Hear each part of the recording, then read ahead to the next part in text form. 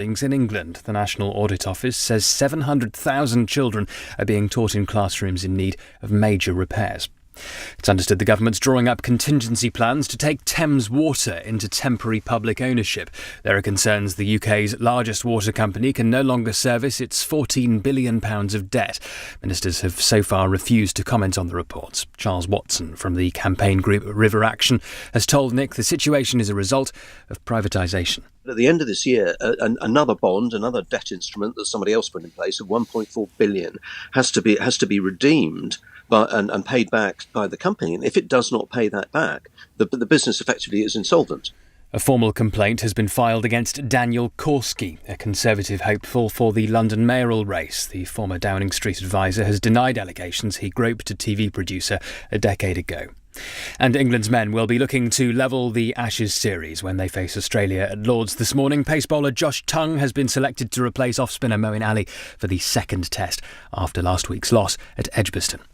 In the city, the FTSE 100 a short time ago was up 27 at 74.88. The pound buys $1.27 and €1.16. LBC weather: rain heavy at times, moving eastwards across the UK, remaining cloudy and dry across southeast England, a high of 24 Celsius. From Global's newsroom for LBC, I'm Thomas Watt.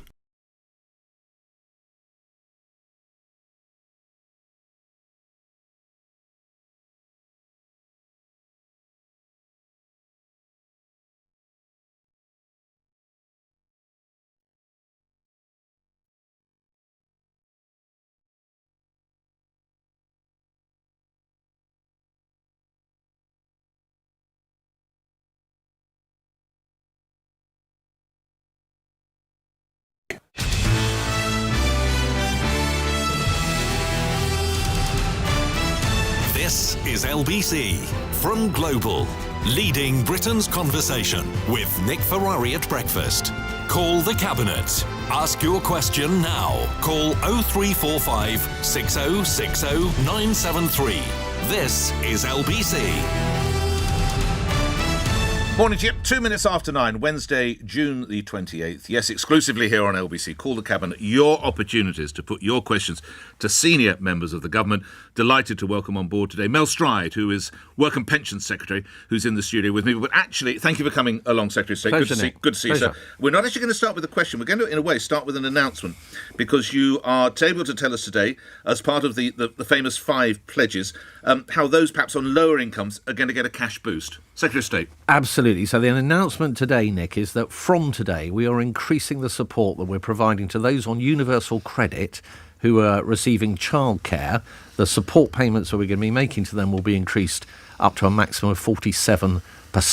So a very significant move. And the second thing we're doing is one of the things that has prevented people from availing themselves of childcare has been the upfront payment that they've had to make. We're removing that problem by giving financial assistance there as well. So a very, very big boost to tens of thousands of families up and down the country. You've anticipated one of my questions. Do we know roughly how many people we're speaking of? Approximately. Well, yeah, there are 119,000 households who are already receiving this particular benefit. So help with their childcare. Obviously, that will potentially help them. But our expectation is there will be tens of thousands more families who will now feel that it's now worth going into the labour market, into work, as a consequence of these improvements. And before we take the first question, how much is the package worth? Is there a global sum for how much this is worth? It's several billion if you include the rollout of additional supply. So we're also working on making sure there's more on offer in local areas, as well as supporting those with the payments that are required. Secretary of State, the first caller is about childcare. It's Jenny in Rickmansworth, and you're through to Mel Stride. Go ahead, Jenny, your question. Good morning.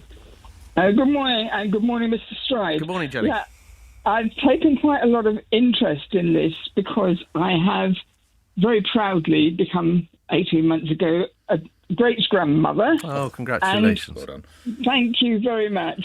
And I did hear a programme about something very similar a couple of 2 or 3 months ago, and I looked into this, and I found out all I could from my granddaughter, that she's terribly busy doing a job and looking after a child, and fortunately sharing a home All right. with her partner. Now, Can she I possibly is not... move you to the... I'm sorry if I'm a little bit brusque, but I've got so many people because it's such a rare opportunity. Could I move you straight to your question, Jenny, if I could? I'd be most... Thank you so much. My question is, what help will there be for people like my granddaughter who cannot actually afford the childcare? So I help her.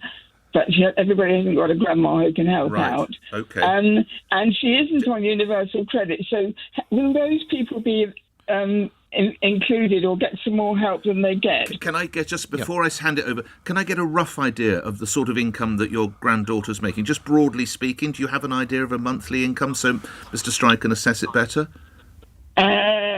Monthly. No, an annual income. I've never asked her, but I looked it up on the people she works for. So it's not a great salary, although she is a graduate, as is her partner. Okay. What sort of number are we talking about, Jenny, if I can be so bold as to ask that?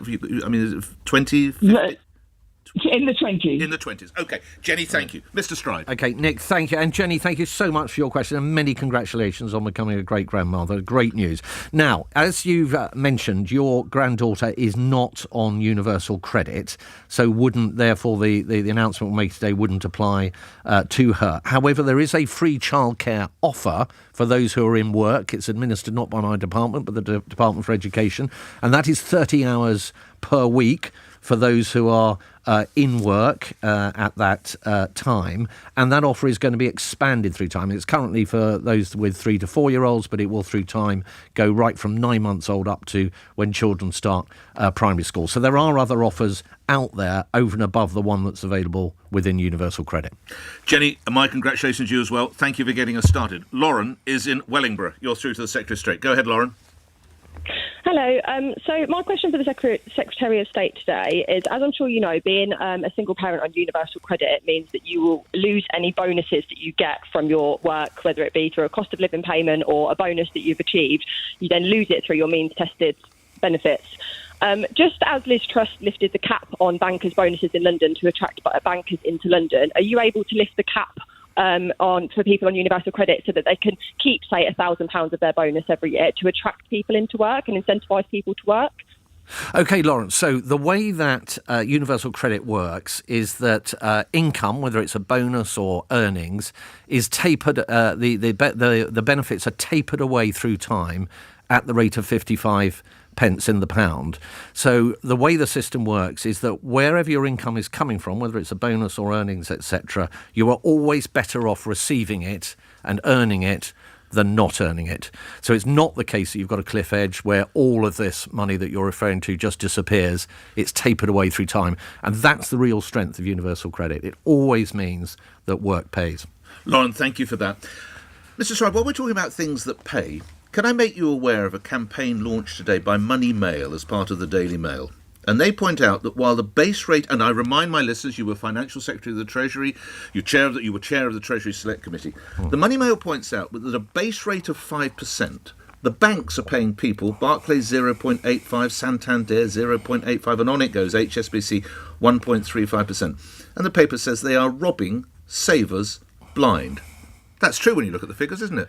Well, I think there's certainly a question to be asked, Nick, about the speed at which banks pass on the benefits of these interest rates. No, I think, well, that's a way of saying there's definitely something to be looking at, Nick. There's definitely something to be looking at. And indeed it is something. And the Chancellor has had the banks in for some very serious conversations about this. The Financial Conduct Authority, as you will know, also oversees that sector and is looking at exactly those kind of issues. So it is something that's right up there on the Treasury's They should be doing more. moment. The banks are quicker, I think the general feeling is that there is a question mark hanging over whether they are passing on these benefits to savers quickly enough.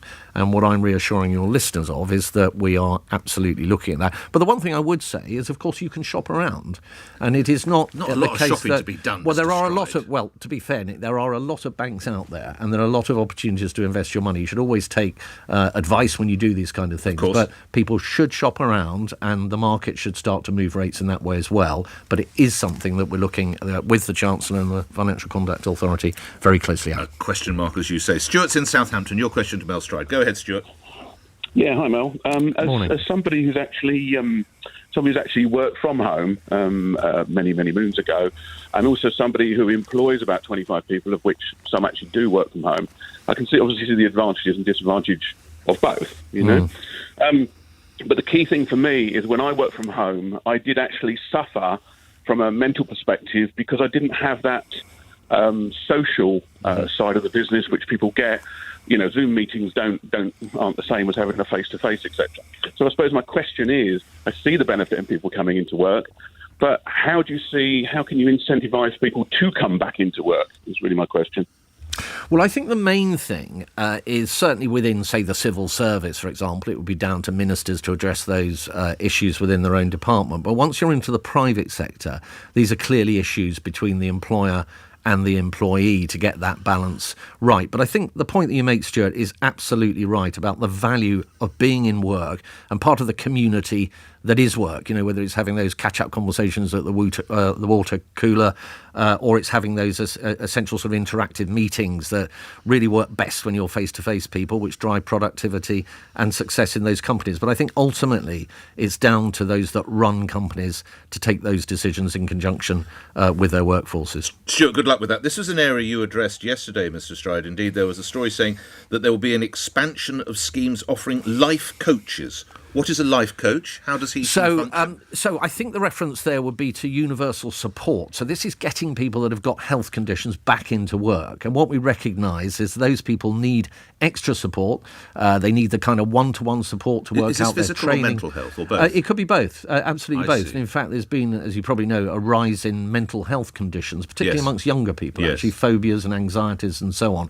Now, there are treatments out there, and what we're saying as a department is that we want to see work as being absolutely central to improving people's health conditions. If you can get health support plus people staying in work or getting into work, all the benefits that Stuart was referring to actually of going into an office every day, the routine, the camaraderie of being in work, then that can really move the dial. So my department is absolutely four square between getting health support plus work support delivered together to drive those outcomes. A record 2.5 million people, you'll know this figure better than I, are not working because of long-term sickness. That's up 400,000 since the pandemic you just referenced, Secretary of State.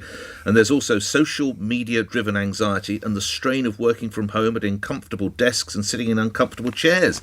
Does that mean some companies might be sued because they didn't give the person a nice chair, Mr. Stride? Well, there are various regulations around work, and most good employers, and I'm sure LBC and others, adhere to those, so that's not an issue. But look, the broader issue of people not being well, you're absolutely right. There has been an increase in the long-term sick and disabled, particularly over the last 4 or 5 years. Now, there are many reasons for that. Some is simply the fact that the workforce has got bigger, so there are more people in the workforce. Some is that the workforce has got older, as we're an ageing society. We've also increased the state pension retirement age, which means we've got older people in the workforce, and they're more likely to have those kind of conditions. But we need to do something about those that have these conditions, and that's where, as I say, we're bringing support to get people into work alongside the medical intervention at the same time. And lastly on this, what is the percentage of your staff who are behind their desks at the Department of Work and Pensions, Mr. Stride? It's around 50% on any one day. Are you happy with that? No, I'm working to have that figure increased, and it has actually increased from where it was when I first joined the department. Where was it when you first joined the department? It was down at nearer 40%, I think, was the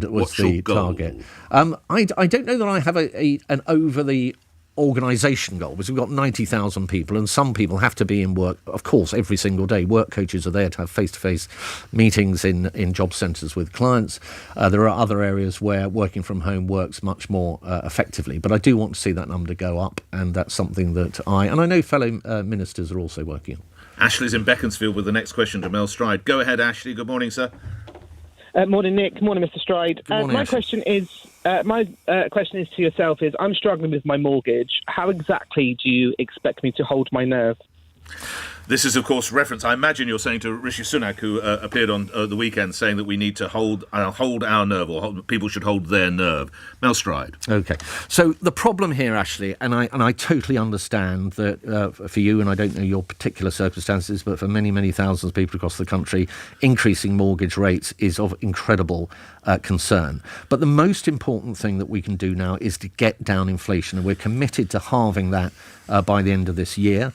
And part of the way that happens, as you know, is that the Bank of England puts up interest rates, and that's known as tightening monetary policy, and that has a knock-on consequence for mortgages. Now, that's happening across countries right across the world. And in fact, mortgage rates in the United States, Australia, New Zealand and many other countries are right up there with the same kind of rates that we have.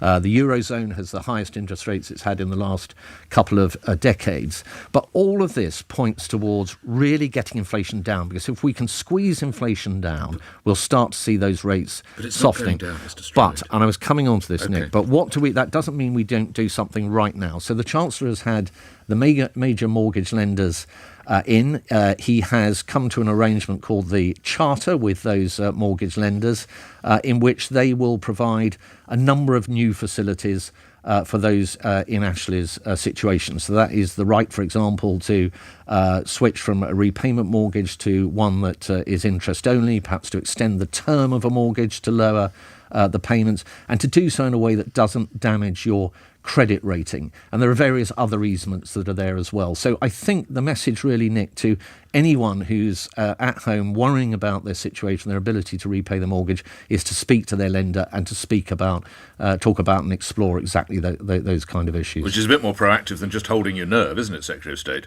Well, I think, to be fair, I think my read of the Prime Minister's comment there was that the government needs to stick to the course. And I think he's absolutely right, because what we're about is we've got to get inflation. If we can get inflation half what it was at the beginning of this year, that will take pressure off mortgage holders. It'll take pressure off the public more generally. It'll see food price inflation coming down as well. And that's a really important prize, and we mustn't deviate from that. And I think that's what the Prime Minister was really saying. But reminding my listeners, Financial Secretary of the Treasury, chaired the Treasury Select Committee, you are the financial guru in the room. 13 times in a row now the interest rate has gone up and we haven't moved. Why is it going to work this time when it hasn't worked before?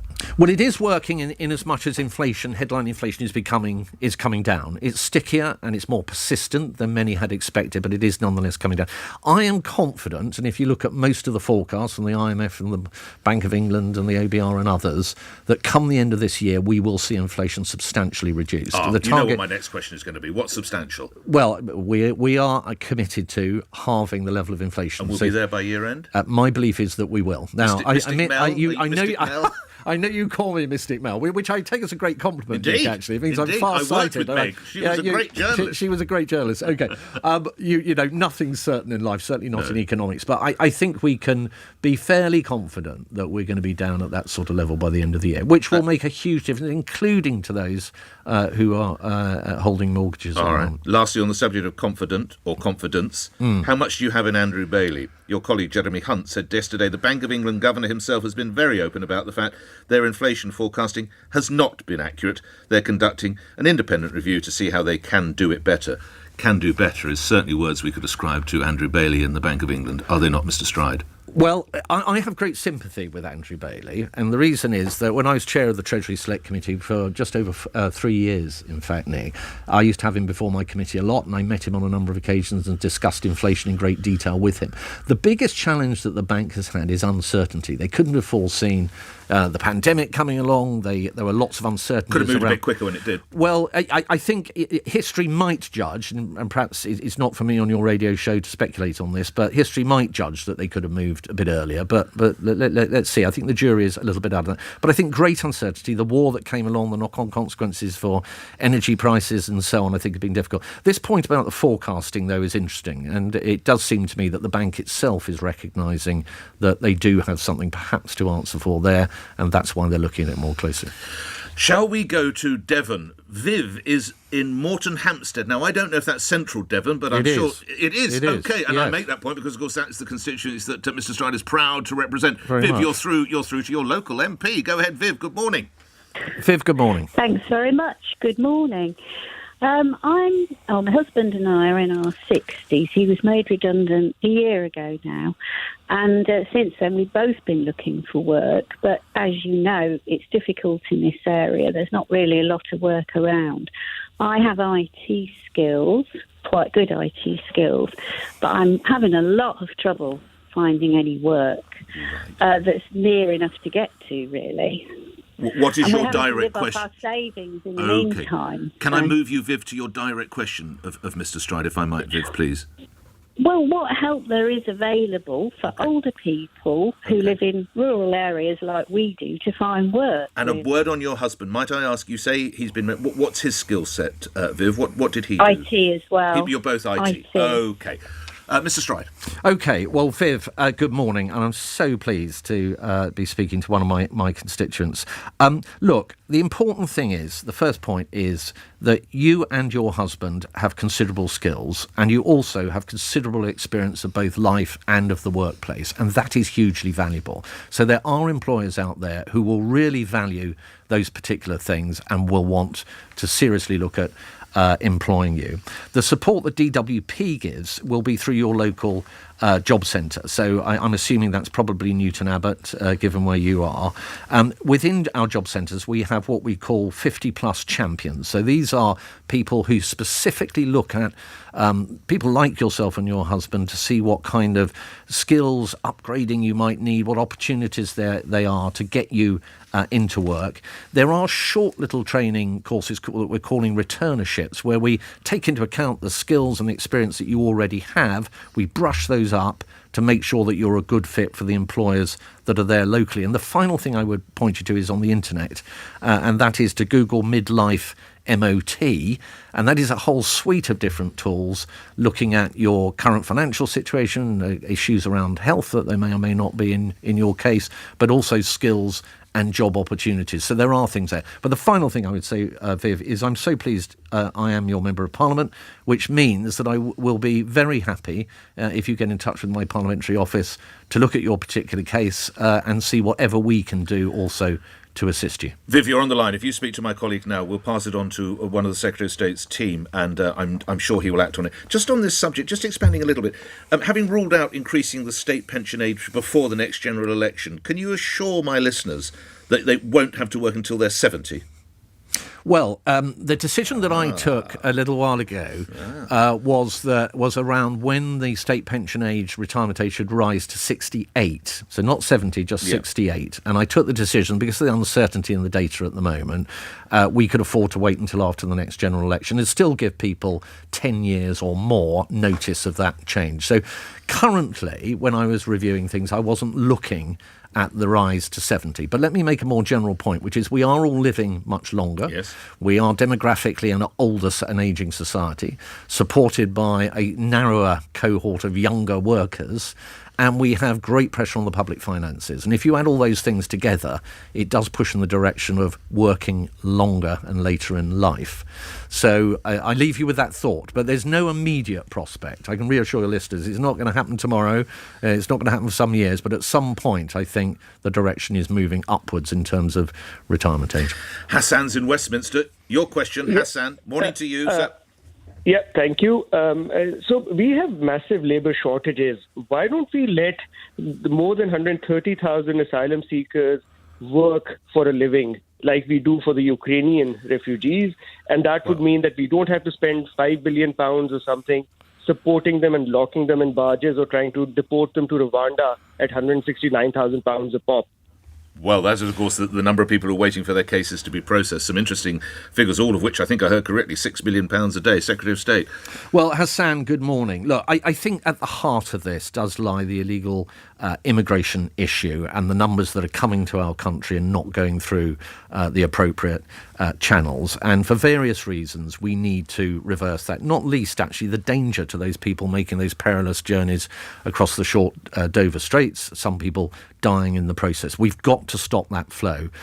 The strategy to stop the flow is basically to make it less attractive for people to come here for the wrong reasons. And I think if we were to move to a situation where we said, well, if you come here and we're waiting to assess you and so on, and in the meantime you can work and so on and so forth, that would cut across that requirement to make us as a destination for those who are coming here for the wrong reasons less attractive. And I think that's a major consideration. Just Hassan referencing Rwanda, is it value for money that we're spending somewhere in the region of £160,000 for everyone that we might successfully move over there?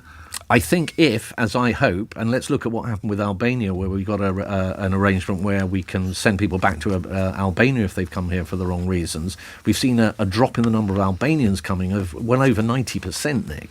So if we can replicate that through using the Rwanda policy, I think that will be money well spent. £169,000 we're a spending head, £6 million a day on hotel accommodation at the moment, and the projections are that by 2026 that will have risen to £32 million a day. That is unsustainable, and that's why we have to step in now and start to halt this flow that's going on. And yes, it costs money to do that, but it's vital that we do. Putting your Department of Work and Pensions hat back on, can you address the situation with Thames Water? You'll, I'm sure, have seen the stories now. They've got a £14 billion debt. I read that they are scrambling to try and find a £1 billion bailout. And I also see that Sky News is reporting the government is drawing up contingency plans for the collapse of Thames Water. 7,000 jobs there, Secretary of State, and water supply to roughly a quarter of the population of this country. Mr. Stride. So I can't come on a radio programme, unfortunately, Nick, and speculate as to exactly what's going on. I'm only reading really what you're reading in the papers at the moment. But let me just make some really important points. And the first one is that Upfront has, as part of its remit, a requirement to look at the resilience of the entire sector, and will have been looking at and continue to look very closely at Thames Water.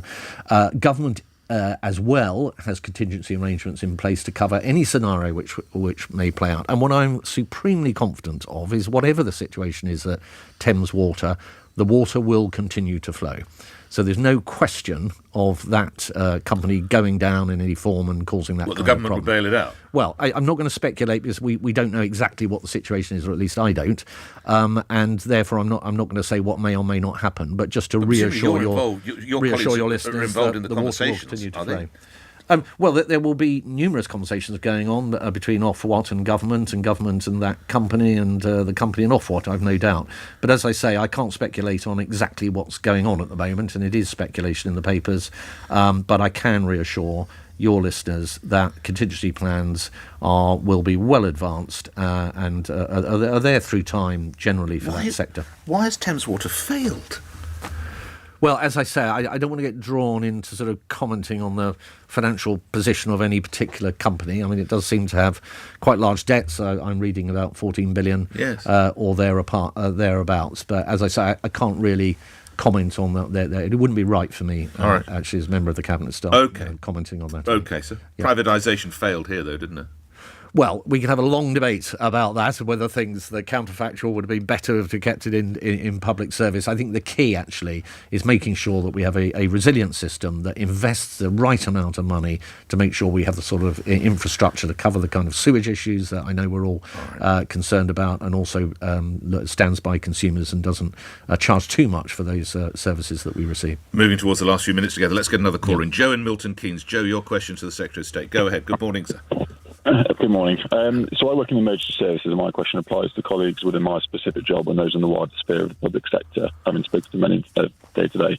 The many individuals, due to the shambolic pay conditions for myself and many others, not even able to afford to pay into a pension pot due to the incredibly low starting pay and slow incremental progression, and potentially not even getting a pay award this year. So I'm just wondering, when's the Secretary of State expecting to have his job title changed from Secretary of State for Work and Pensions to just Secretary of State for Work? Okay.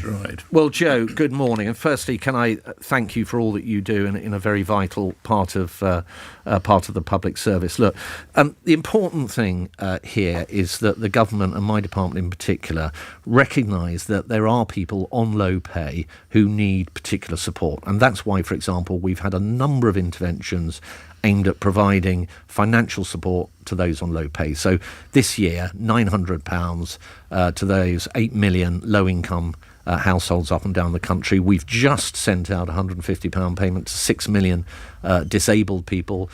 Pensioners, you mentioned pensions, will receive £300 with their winter fuel payment in December. And that comes on top of actually putting benefits up, including universal credit by 10.1% in April, as well as pensions up by 10.1%. And of course, we put the national living wage, which is there to help lower earners, up by 9.7% in April, as well as doing things on energy bills through the energy price guarantee, where through a windfall tax on the energy companies, we actually halve the average energy bill over the last year. So we're doing whatever we can, particularly targeted at the most vulnerable. And I'm very proud, actually, of what my department has done to make all that happen. All right, last couple of questions. I'll have to do them off email because we need to let you go. This comes from Guy in Winchester. The Prime Minister repeated his support for triple lock yesterday.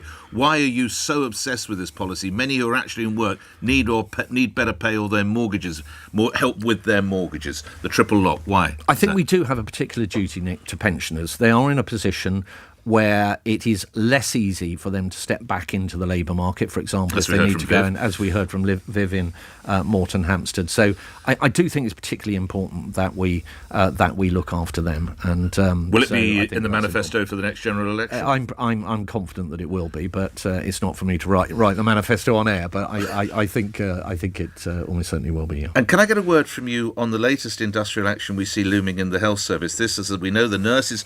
We're all celebrating the fact that they're going back to work, but now we read that consultants have got 2 strike dates earmarked for July. I remind my listeners, you'll be aware of this, starting salaries are nearly £90,000 and they go to around £130,000. Mel Stride.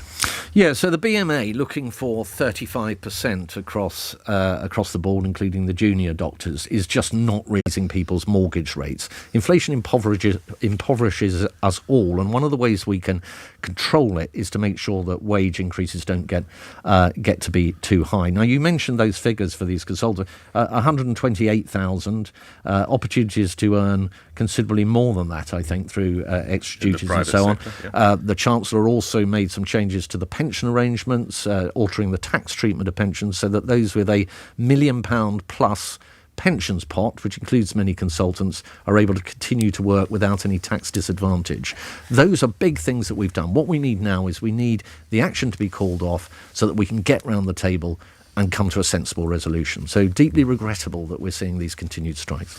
Thanks for coming along. Look forward to welcoming you again. Welcome Pensions Secretary Mel Stride appearing here on LBC. Coming up, Andrew, now Lord Lloyd Webber, his personal crusade to get more music into state schools and to get instruments into the hands of the pupils. It's 9:31 on LBC. The news is next. The Work and Pensions Secretary has told Nick contingency plans will be well advanced for any failure of Thames Water. It's understood the firm, which has £14 billion of debt, is trying to shore up its finances. Hospital leaders say strikes by junior and senior doctors will lead to a full week